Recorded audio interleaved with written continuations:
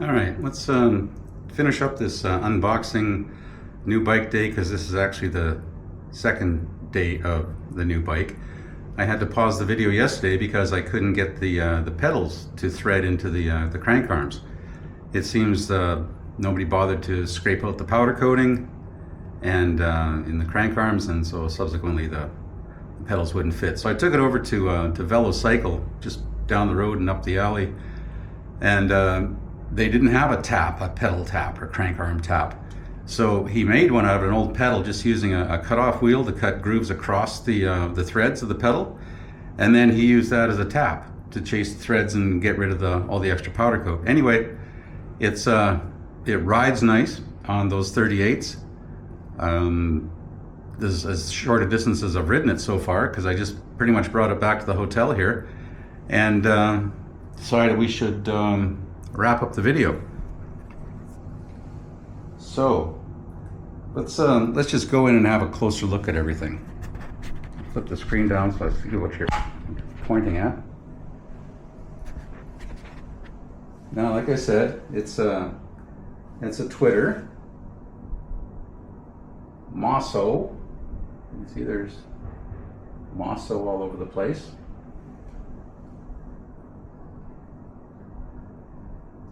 More Mosso.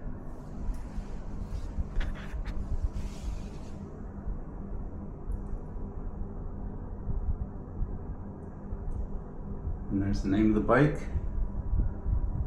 UCI approved, of course. 1x12 GR6 Cenex. Those are 170 crank arms. I'm not sure if the inner plate on the chain ring is carbon fiber or not. It appears to be. And it's got one of those rainbow colored chains. No master link, so I'm gonna have to get some 12-speed links. And that's a 42 tooth, narrow wide. And this is an 11 to 46 12-speed cassette. And there's a detail of, let's go up here. There's a detail of the rear hub. Apparently it has ceramic bearings. And those are the 4-piston calipers.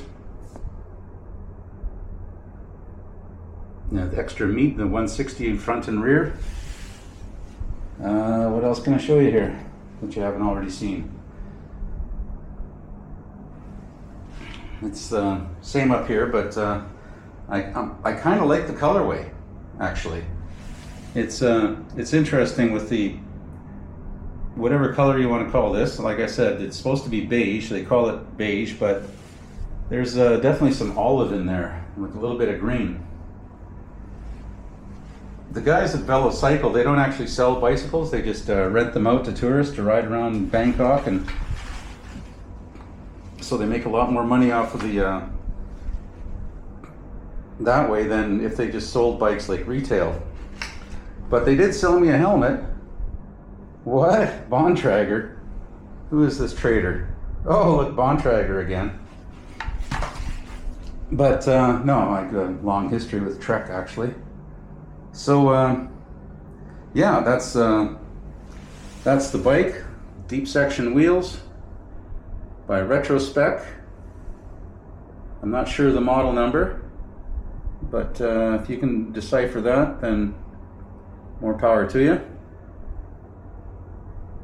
And I'll probably yeah, and that's a Dior Shadow, because it does have the clutch. See, there's the clutch lever, and right now it's in the off position. So to turn it on, you just do that. Now it's in the on position. I might upgrade the jockey wheels. Not that it really adds much to the experience, but everything shifts well. It was set up, the whole rear mech was set up very well. Shifts through the gears flawlessly. No adjustments necessary. And because it's only got a rear derailleur, this is the only one that does anything. This one here is just for exercise. There we go. But yeah, I am impressed with the tires.